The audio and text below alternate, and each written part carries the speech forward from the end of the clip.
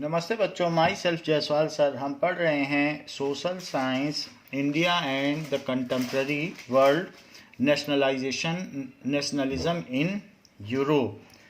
Questions from text book.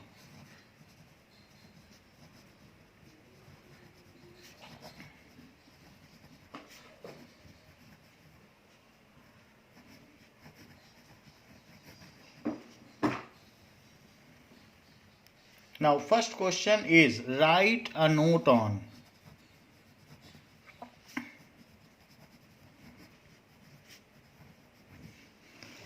So, first is Giuseppe Mazzini.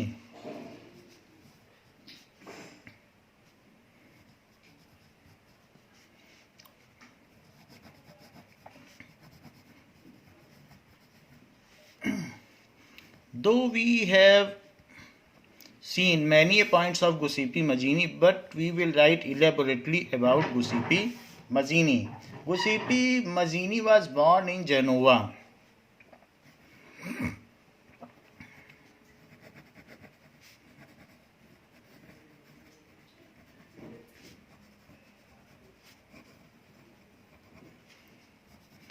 ये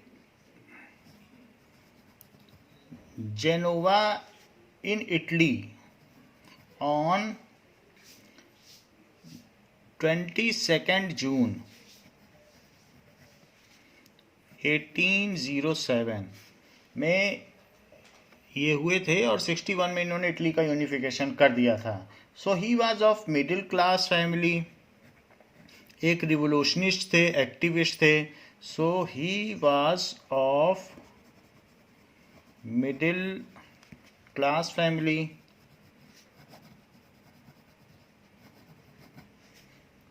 patriot,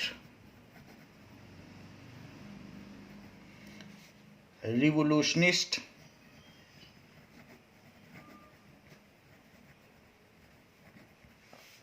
and founder of young Italy.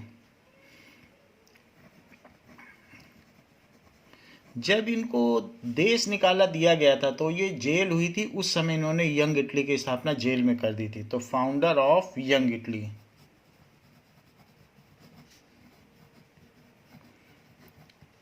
Now, he was important figure in liberal nationalism. So, ये उदारवादी राष्ट्रवाद बनाना चाहते थे। So, he was supporter of.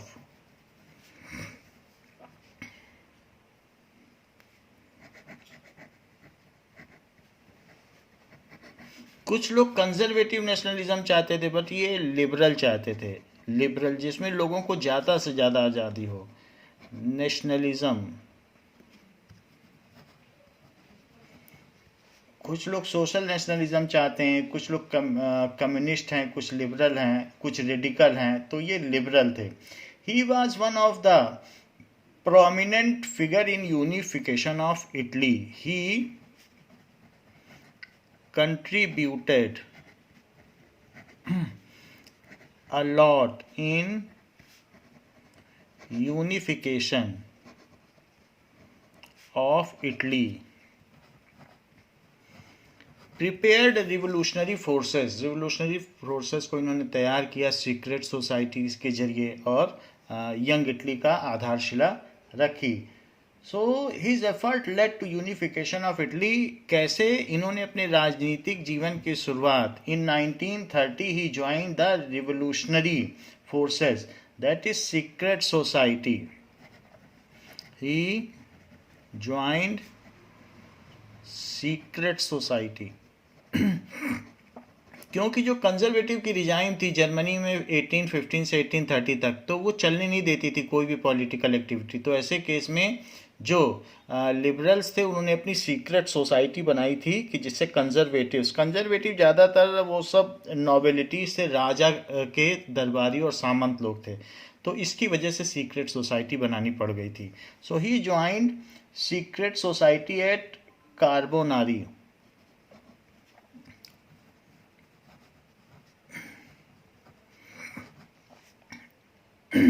Where he was arrested soon. फिर इनको arrest कर लिया where he was arrested soon and send to exile, फिर इनको जेल भेज दिया गया बाहर.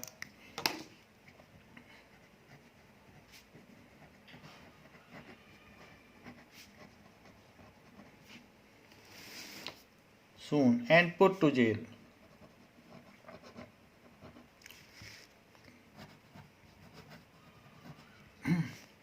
So there he organized a new political society called Young Italy. There he organized, वहाँ पर भी इन्होंने जारी रखा, organized a new political body.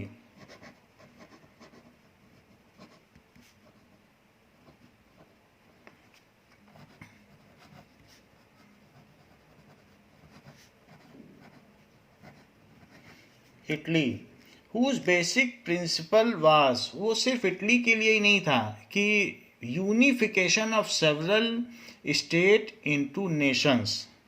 तो इन्होंने यूरोप के लिए काम किया. whose basic principle of unification of several states having common ethnicity, जिनमें एक जैसे संस्कृति हो,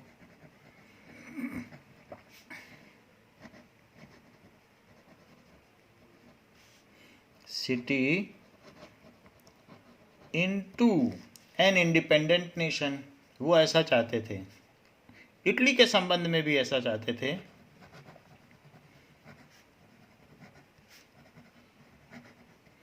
सो आप ये कह सकते हैं कि यूरोप के नेशनलिज्म में इन्होंने योगदान दिया. Now he founded underground societies like young Italy in Marseilles and young Europe in Bern. तो यूरोप में भी इन्होंने सहयोग दिया. So he founded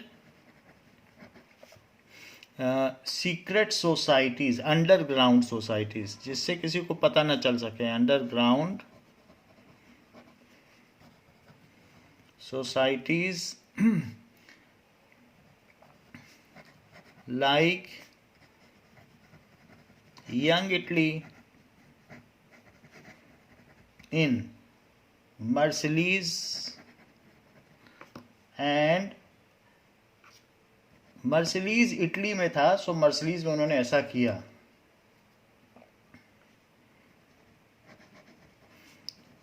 and young Europe in burn.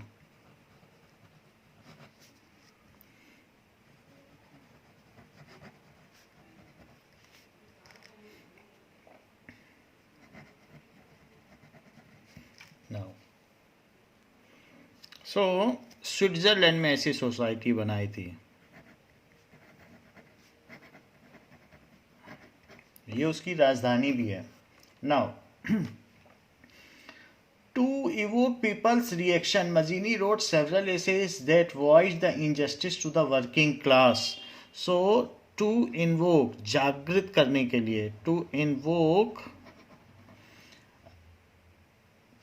people's reaction, कि लोग बोलें, टू वर्किंग क्लास पीपल, उनकी दशा दयनीय थी, तो वर्किंग क्लास पीपल के लिए, working class people.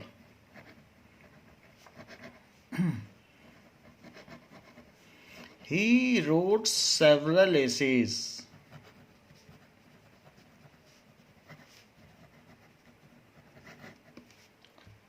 And voiced the injustice of working class. So injustice के लिए उन्होंने आवाज उठाई. peasant, professionals, artists and intellectuals, उनके साथ जो injustice हो रहा था. So he gave voice for injustice. So injustice to working class. Professionals, उसमें भी जो प्रोफेशनल्स थे, दक्ष थे, उनके लिए भी. And artist and intellectuals.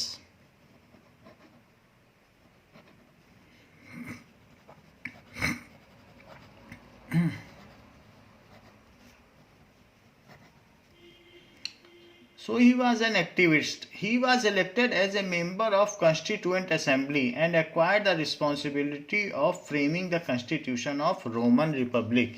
So Italy की राजधानी रोम, तो उसमें रोमन रिपब्लिक के लिए इन्होंने कॉन्स्टिट्यूशन भी बनाया, बाद में इन्हें जिम्मेदारी की पोस्ट भी मिल गई. So he was elected as member of Constituent Assembly.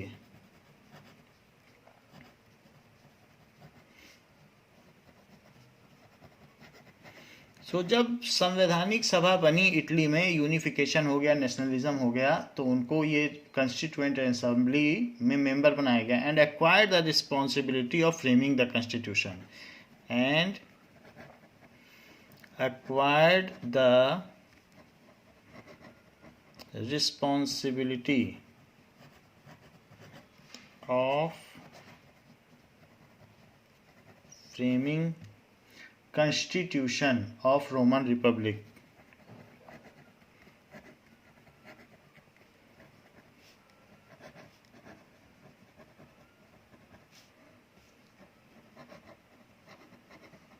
वैसे तो इटली फेमस है ही है, बट उसमें जो सबसे ज़्यादा पीक पर था वो रोम था. तो रोम की संस्कृति सबसे ज़्यादा ऊंची मानी जाती है. रोमन जो जुलाई अगस्त, तो ये जूलियस ऑगस्टस के नाम पर जितने भी हमारे मंथ के नाम हैं सब रोमन सम्राट हैं, ग्रेट एम्परर, उनके नाम पे रखे गए हैं. सो रोम में ही जो हम देखते हैं कि सभागार है बहुत बड़ा, दैट इज़ कोलोसियम, वो बहुत बड़ा बड़ा है. तो बहुत अच्छे स्ट्रक्चर्स भी बनाए गए थे और वो उसकी कल्चर पीक पर था यूरोप में. तो रोमन रिपब्लिक के लिए इन्होंने ऐसा किया. इटली की राजधानी रोम है.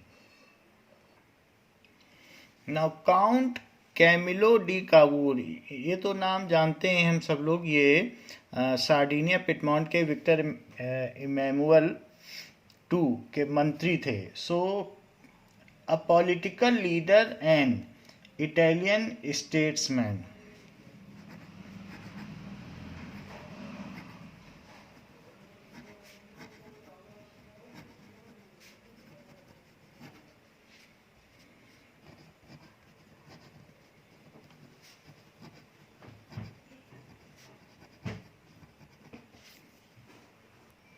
सो स्टेट्समैन का मतलब होता है जिसको किसी न किसी फील्ड में बहुत अच्छी रिस्पेक्ट मिल गई हो, हु हैज़ अर्नड फेम. तो इन्होंने पॉलिटिक्स के फील्ड में अपनी फेम अर्जित की थी, इसलिए इनको स्टेट्समैन कहा जाता है. ये एक तरीके की उपाधि होती है. So political statesman who born at Turin. Turin Piedmont की एक कैपिटल थी, तो वहाँ की जगह है. Who born at Turin in 1810. So at the age of 10 he entered the military academy.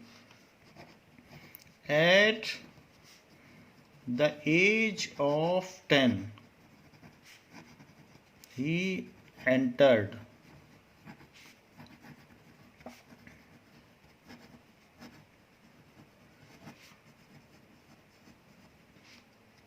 Military academy में, उन्होंने ज्वाइन कर लिया.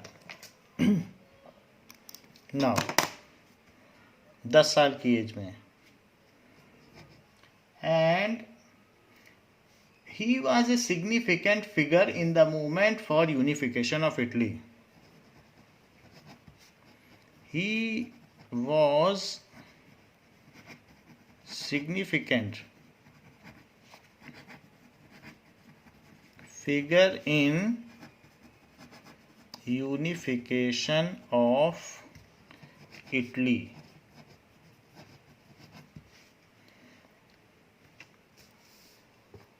Now, and he was founder of the original Italian Liberal Party.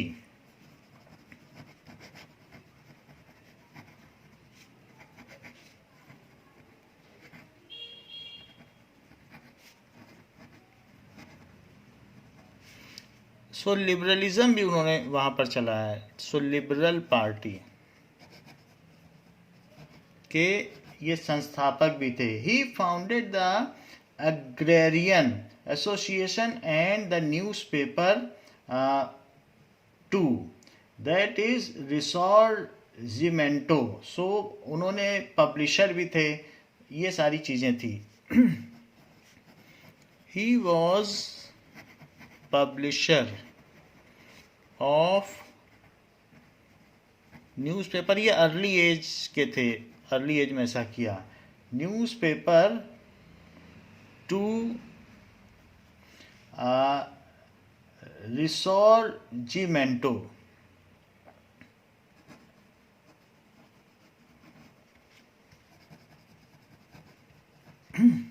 Mainly liberal party के को founder थे. सो Cavour was liberal and had faith in free trade, public right of opinion and secular rule. ये सब इनकी खास बात थी. So he was liberal. He was in favor of free trade.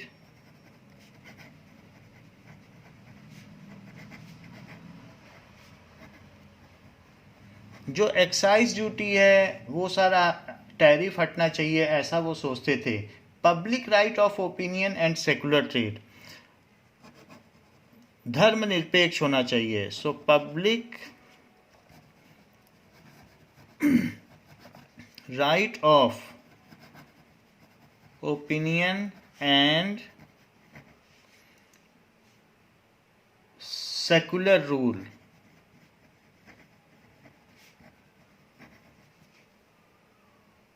So secular rule चाहते थे, यानी धर्म के आधार पर भेदभाव न किया जाए, ऐसा कैवूर चाहते थे. So on becoming the prime minister of Piedmont Sardinia in 52 he strengthened the kingdom.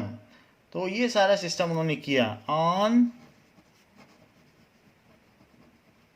Becoming prime minister of Piedmont Sardinia.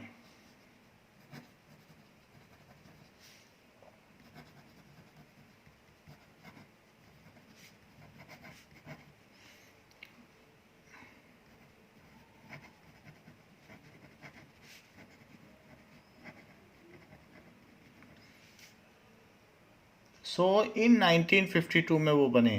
1952 he improved. He strengthened the kingdom, reformed taxation, stabilized the currency and improved railway station. ये इनके 4 काम थे. So he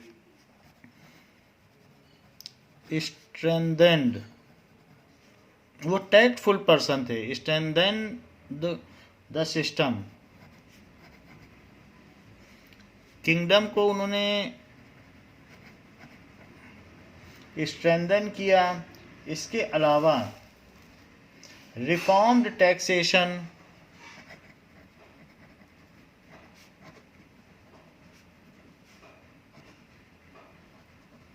and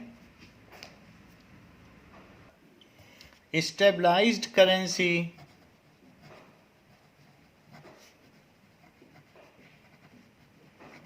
and improved the railway system.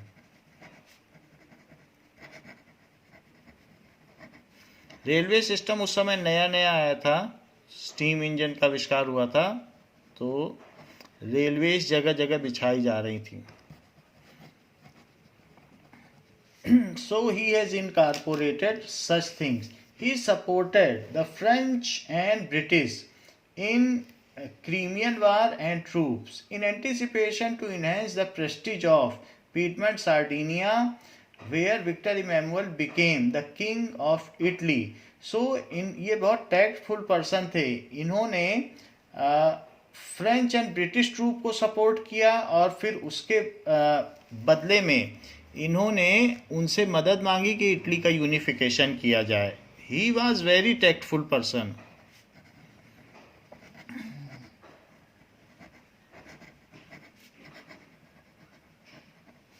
He supported British, तो इन्होंने British troops को support किया. And उसके बदले में उनसे मदद मांगी कि वो भी उनको मदद करें।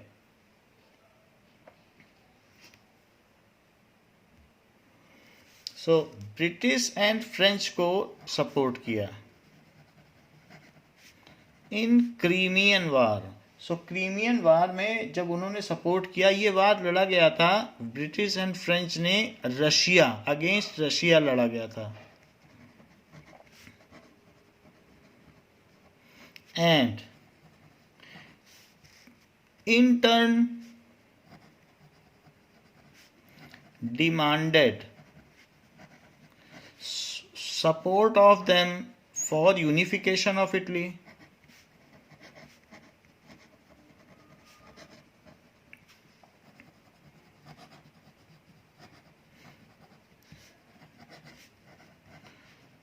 और इसमें इनको सफलता भी मिली, क्योंकि ऑटोमन एम्पायर के अगेंस्ट में और ऑस्ट्रिया के अगेंस्ट में इनको आज़ाद कराने में इटली को सफलता मिली।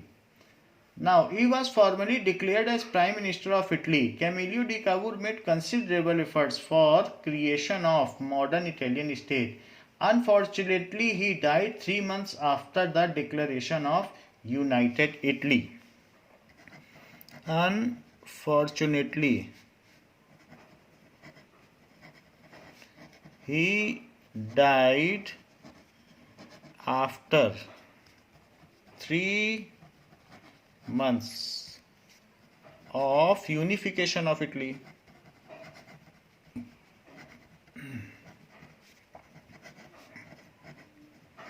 इटली का एकीकरण 1861 में हुआ था। तो जब भी हुआ था जून 61 में, तो उसके 3 महीने बाद ये इनकी डेथ हो गई थी।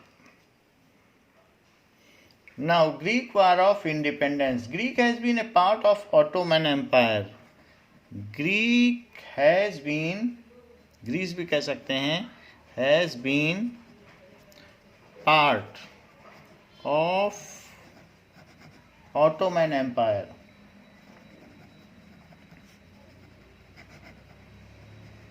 Since 15th century, 15th century का मतलब 1400 से ही। The nationalist revolution spreading in Europe sparked a kind of hope among Greeks. So the growth of revolutionary nationalism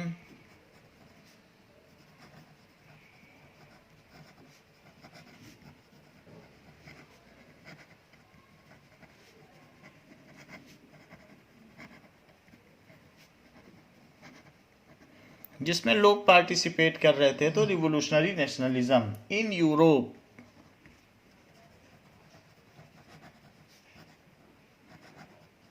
sparked a hope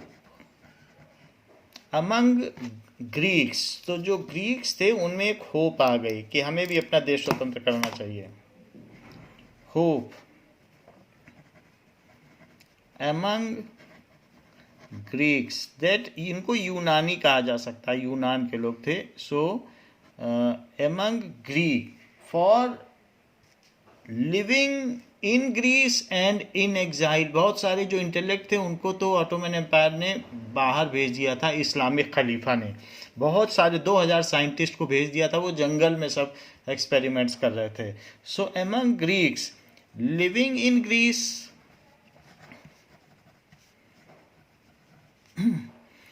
and living in exile.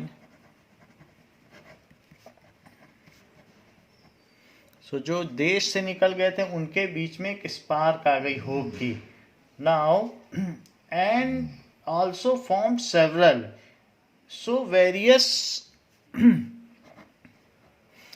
several European countries were in opinion that Greece should be freed from Ottoman Empire. Several European countries were also in favor of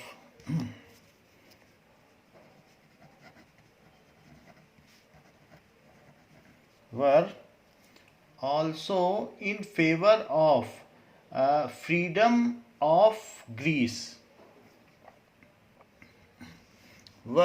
European countries were in favor of independence of Greece.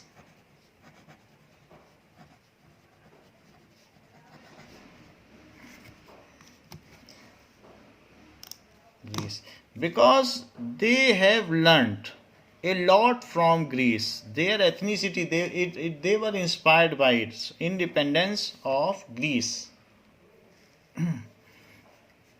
So, English poet Lord Byron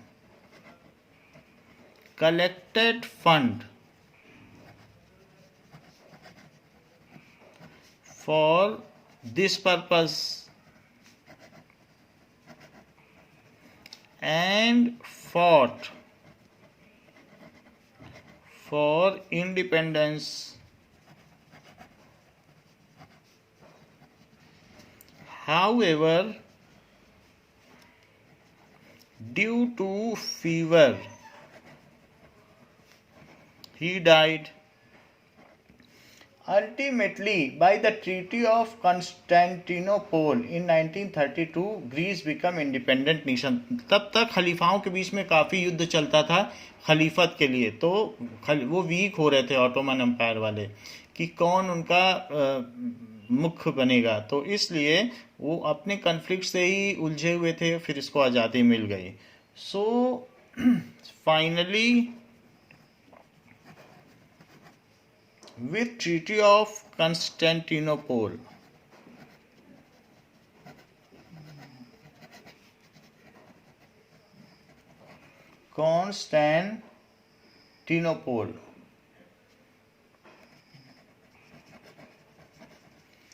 Greece become, ये 1832 में हुआ. Greece become independent nation.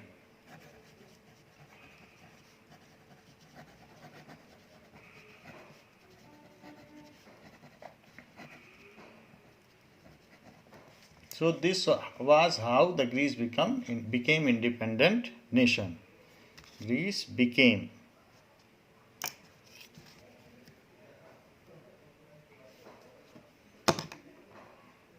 Now Frankfurt Parliament. So it was the German National Assembly जो कि Frankfurt में थी. Parliament का मतलब है पार्लम. पार्लम का मतलब क्या होता है कि टू स्पीक फॉर पीपल. तो जहाँ पर लोग बैठते हैं, काउंसिल बैठती है. काउंसिल क्या होती है? The group of elected member.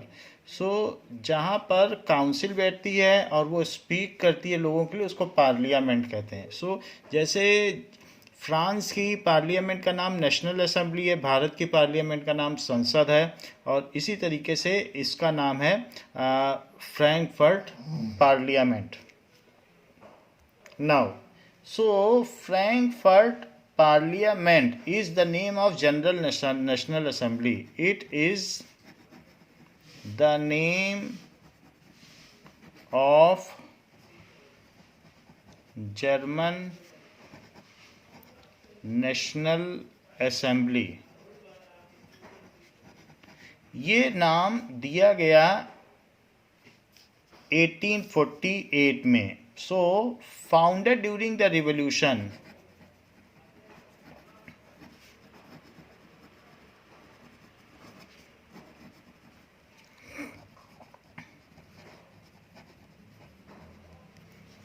In 1848 में. It has, जो इसके मेंबर्स थे 831 मेंबर्स थे. So the parliament was attended by to unite Germany and to constitute United Germany. So Frankfurt में एक बैठक की गई कि कैसे जर्मनी को यूनाइट किया जाए. टू यूनाइट जर्मनी, जर्मनी को यूनाइट करने के लिए, and to constitute the united Germany. A parliament met.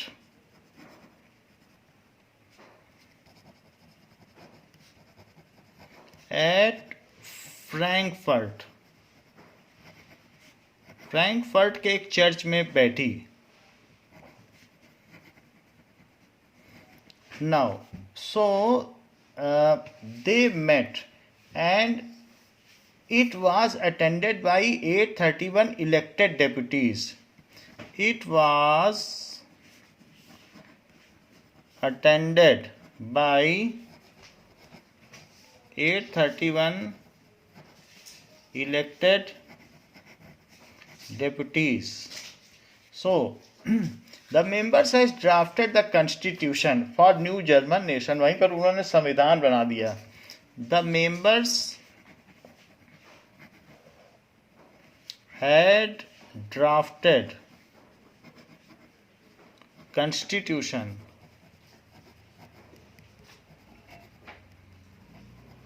for German nation कि क्या क्या रूल्स होंगे, क्या क्या राइट्स होंगे, क्या क्या ड्यूटीज़ होंगी, ऐसा करके उन्होंने कॉन्स्टिट्यूशन बना दिया. Written constitution, written orders. Now the parliament propose the unification of Germany under the king of Prussia. यहीं पर ही ये प्रपोजल हुआ. सो पार्लियामेंट प्रपोज, और जितने रिवोल्यूशनिस्ट थे वो उन्हीं के अंडर में लड़ेंगे. Proposed, so proposed the unification of Germany. जितने लोग कॉमन एथनिक्स थे सेम लैंग्वेज के थे, वो यूनिफाइड होना चाहते थे. Unification of Germany under the king of Prussia.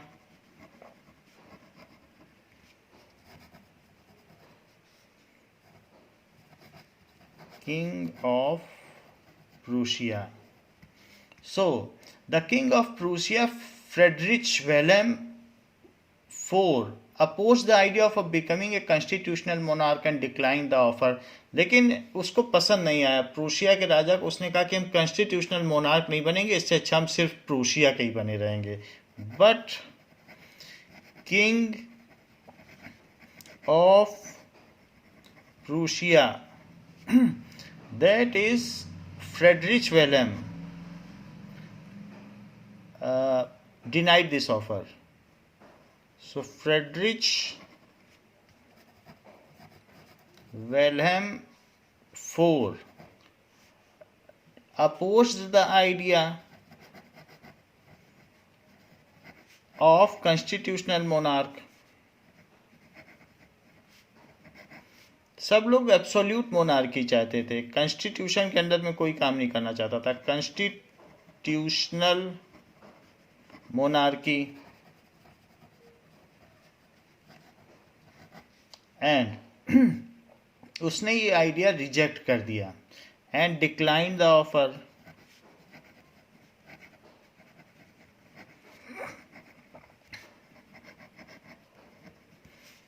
Now ये जो फ्रैंकफर्ट था ये भी प्रूशिया में ही था, तो उसने वहाँ के लोगों के अंडर में, कोई राजा इलेक्टेड मेंबर्स के अंडर में क्यों काम करना चाहेगा. तो वहीं के लोग थे प्रूशिया के, तो वो अपने लोगों की बात क्यों सुनेगा. Now the new constitution was rejected by king Prussia. The Frankfurt parliament failed to unite Germany. This ended the first phase of unification of Germany. This ended the trial of first phase. ये first phase था जो वहाँ के elected members ने try किया था. Phase of unification of Germany with failure.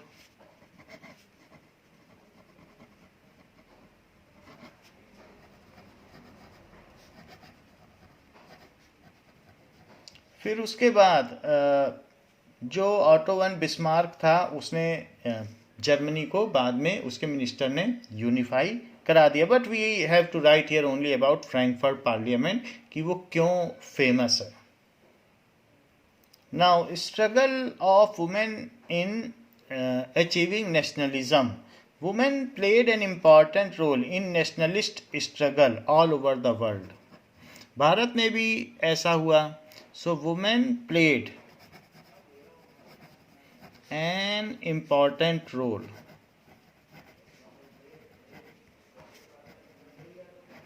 in achieving or in national struggles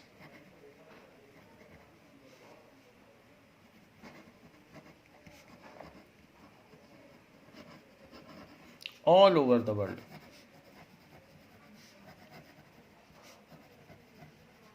world imperialistic power से अब डेमोक्रेटिक पावर की ओर बढ़ रहा था। अभी भी बहुत सारे ऐसे कंट्री हैं जहाँ डेमोक्रेसी रिस्टोर नहीं हो पाई क्योंकि वहाँ के लोगों ने इसके लिए कोई प्रयास नहीं किए। सो इन all the European states, women had taken an active part in nationalist struggle in all over the European state.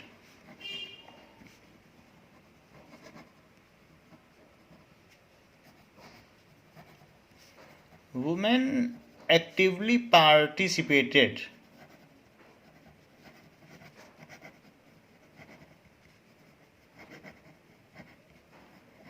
in this reform, जो परिवर्तन हो रहा था।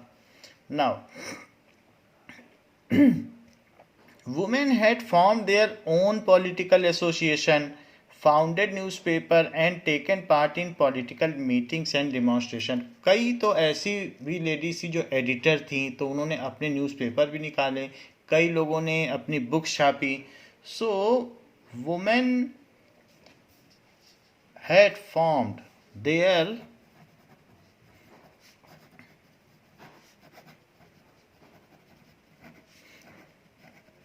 ऐसा मुख्यतः यूरोप में हुआ। Form their own political constitution, उनकी अपनी एसोसिएशन बनी, associations.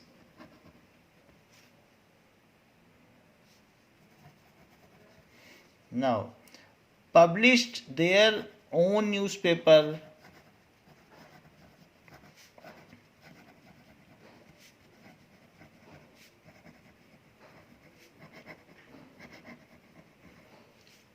and taken part in political meetings and demonstration, and taken part in public meetings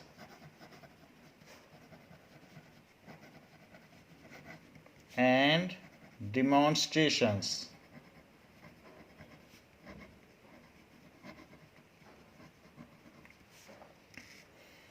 Now, the issue of extending political rights to women was a controversial point within the liberal movement, in which large number of women had participated actively over the years. So, issue of extending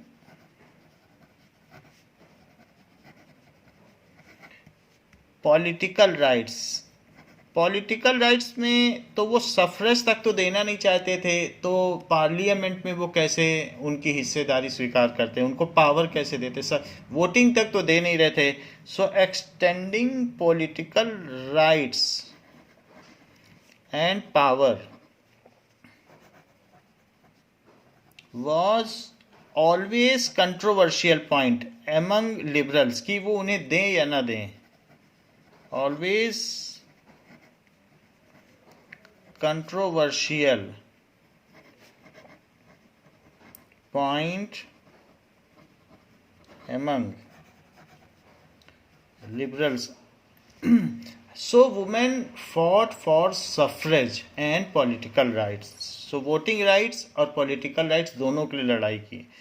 So women fought, Europe में ऐसा हुआ।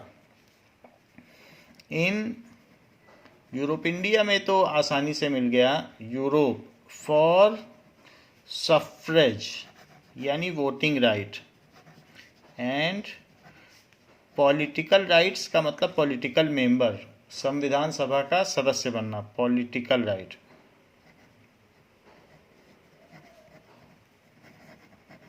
उसके लिए संघर्ष करना पड़ा, वरना women bread की दुकान में लाइन लगाती रहती थी और घर का काम करती थी, तो यही उनका काम था। Despite this, they were denied suffrage during the election of assembly. But they were denied suffrage right. उनको लेट 19th सेंचुरी तक भी सफरेज राइट नहीं मिल पाए थे. So when the Frankfurt parliament convened in the church of St. Paul, women were admitted only as observer to stand in visitor gallery. In Frankfurt parliament में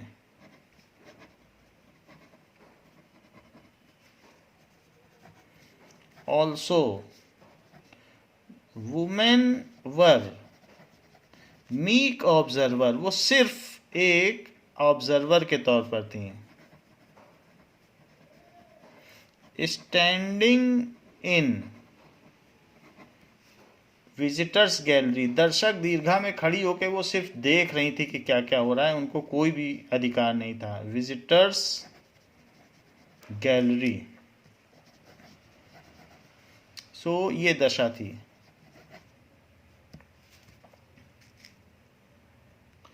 What steps did the French revolutionaries take to create a sense of collective identity among French people? हमने देखा France में सबसे पहले democracy आई और उसने कई लोगों को मोटिवेट किया.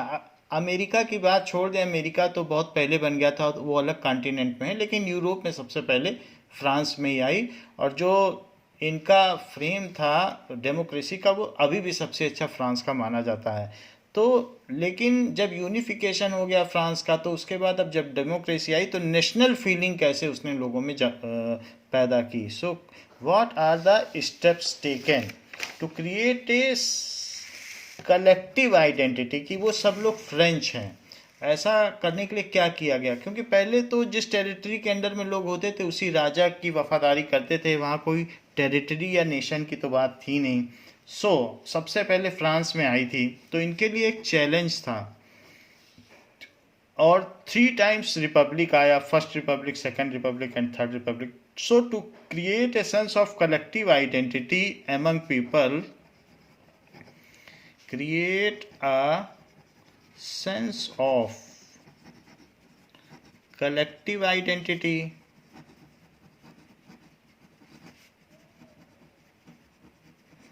among people. The French revolutionaries had taken the following steps. The French जो रिवॉल्यूशन लाना चाहते थे, वो आउट ऑफ गवर्नमेंट थे. रिवोल्यूशनरीज तो पब्लिक के ही लोग थे. So had taken the following steps. उसमें पत्रकार भी हो सकते हैं, एडिटर्स भी हो सकते हैं, फिलोसफर भी हो सकते हैं. Had taken the following steps. और ये स्टेप्स बीच बीच में लिए जाने लगे. 1789 से ही, जब बास्टील पर आक्रमण हुआ था, अटैक किया गया था, तब से ही ये स्टेप्स लिए जाने लगे. The idea of la patrie and le citoyen. तो जब पहला कॉन्स्टिट्यूशन बना, नेशनल असेंबली को लुइस ने एक्सेप्ट कर लिया. उसके 1 साल बाद जब कॉन्स्टिट्यूशन बना तो उसमें ली पैट्री, फादरलैंड और सिटीजनशिप की बात कही गई. द आइडिया ऑफ, और कई सिंबल्स भी बनाए गए नेशनल. सो ला पैट्री, पैट्री का मतलब फादर होता है. सो ला पैट्री और लैंड यानी ला, सो फादरलैंड. फ्रांस को फादरलैंड कहा गया. And la citoyen, the citizen. So and le citoyen, उस लैंड के citizen. So citoyen, that is the citizen, the citizen of that land. So इस तरीके के कॉन्सेप्ट आ गए. Emphasize the notion of united community. Emphasize the notion citizen यानी नागरिक होना सबसे पहले तभी आया, ऐसा कॉन्सेप्ट उन्होंने वहाँ के फिलोसफर ने दिया। Emphasised the notion of united community, United community under same constitution enjoying the same rights, सब कुछ सेम था, under same law. So notion of united community under same constitution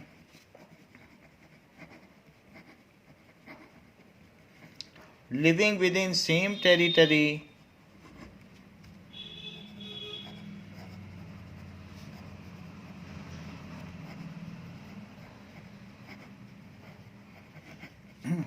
abided by same law,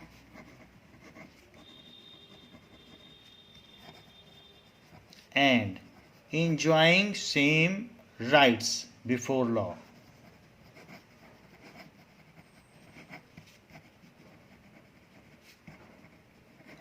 तो जिनको ये सब चीज मिलेंगे वो सिटीजन कहलाएंगे।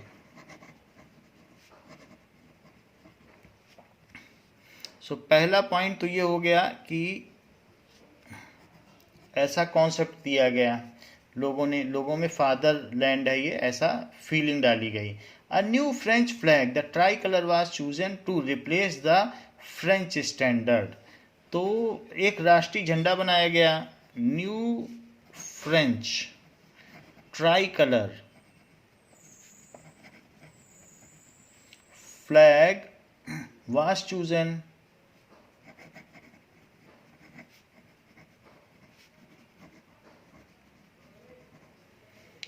to replace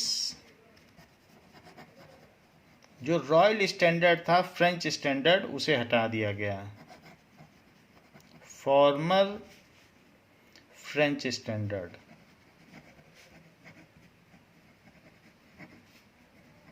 जो उसमें कलर थे उनके भी अपने अपने मीनिंग थे, वो देखे जा सकते हैं जो ट्राई कलर हैं।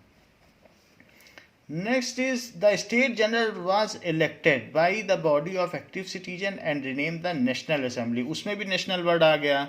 सो state general was elected by the body of active citizen,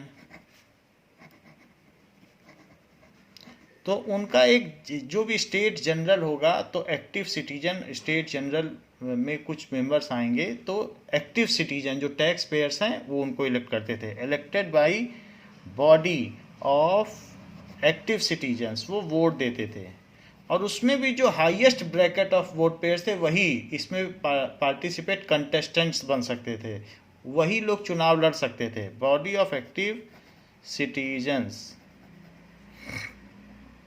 so and renamed the national assembly, उसको भी नेशन के नाम पर दिया, renamed it national assembly.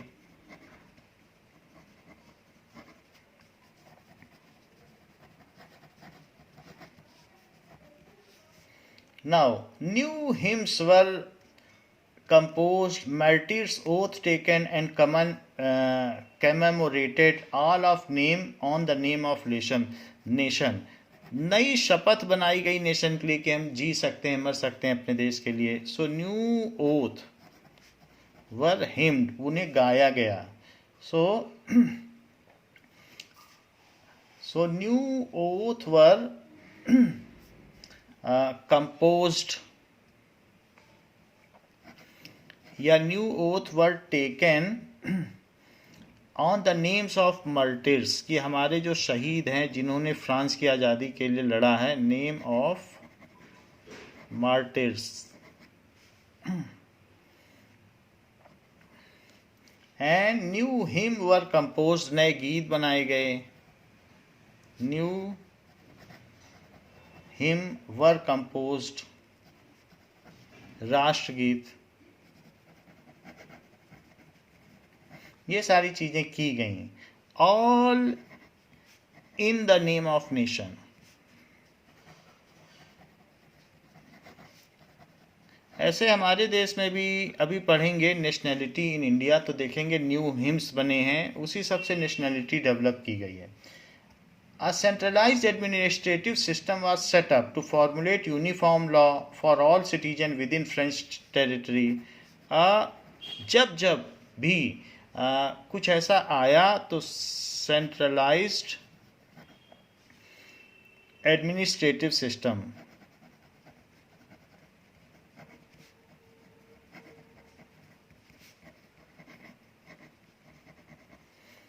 was set up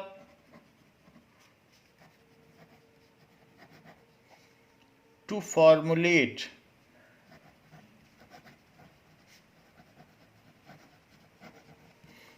uniform law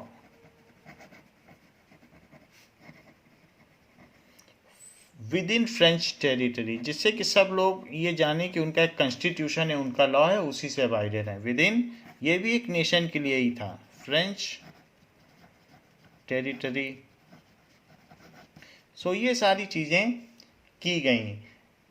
now internal custom duties and dues were abolished. अंदर अंदर एक state से एक जगह से दूसरे जगह जाने पर कोई एक्साइज ड्यूटी, कोई सीमा शुल्क नहीं लगता था। So internal, that is free trade, custom duties were abolished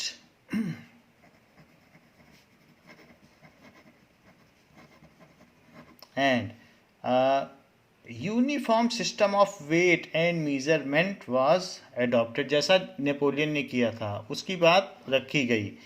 and uniform weights, जिससे लोगों को सुविधा हो, एंड मेजरमेंट सिस्टम।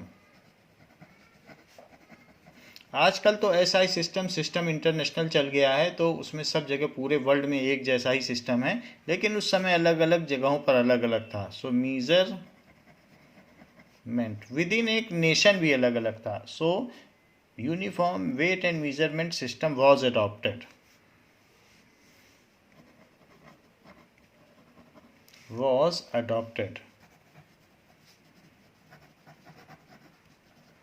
तो ये भी on the name of nation किया गया। Regional dialects were discouraged and French became the common language of nation.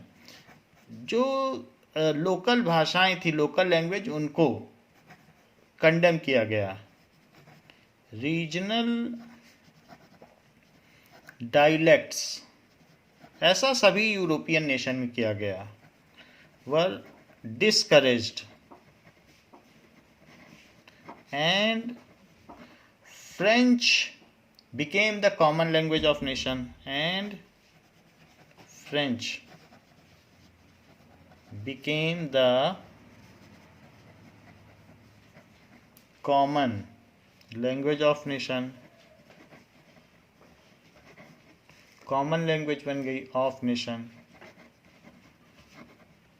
तो भाषाई सुधार किए गए, वेट्स एंड मेजरमेंट के सुधार किए गए। इसके अलावा नई रचनाएं रची गई, गीत बनाए गए, ला सिटोयन ला पैट्री बोला गया सबके लिए।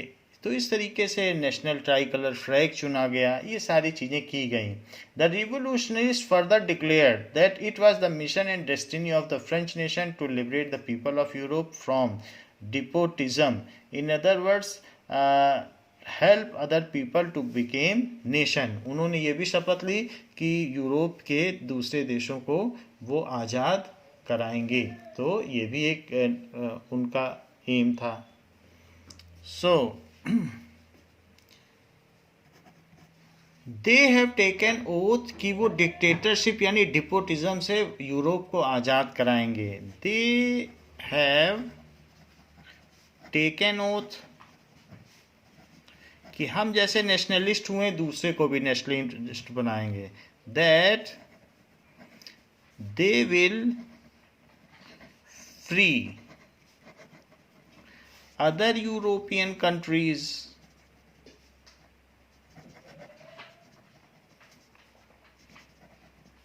From despotism.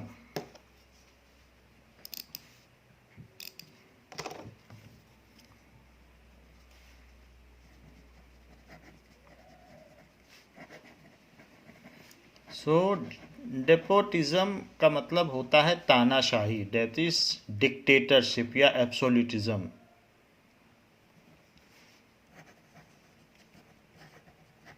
So as this was a common aim of all persons in France, so it also became a it is added as a national feeling.